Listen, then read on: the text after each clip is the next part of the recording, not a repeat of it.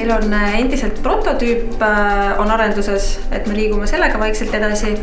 Ja võibolla mis kõige suurem edasiminek on see, et me saime väikest toetust, et minna Skandinaavia riikidesse.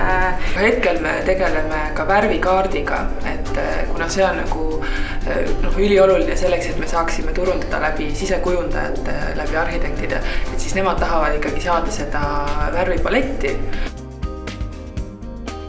Me käisime Garage 48 üritusel paar nädalat tagasi, mis oli mõeldud siis spetsiaalselt erivajadustega inimestele ning me saime väga positiivset tagasisidet sealt oma ideele ning ühtlasi saime ka ühe nägemispuudega noorhärra enda tiimi, kes siis hea meelega konsulteerib meid, saab olema nii-öelda meie testgrupp. Väga põnev asi, millega me vahepeal oleme tegelenud, on õppevideod.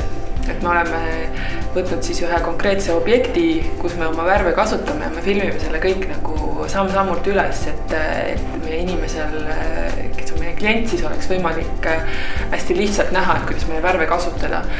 Ja lisaks nendele videotele tuleb blogi, kus me ka lahkame teatud teemasid, mis on meie toodetega seotud. Meil on täna esimene ajujahi üritus meie jaoks, siis me juba saime paar olulist kontakti. Ja kindlasti on ajujaht hästi selline üritus, kus sa pead oma mugavustsoonist pidevalt välja astuma, et sa pead rääkima põhivõõraste inimestega ja tutvustama neile oma ideed, et see on olnud hästi selline proovile panev asi, aga see arendab tohutult tegelikult meid endi. Räägi inimestega, see aitab, see rikastab.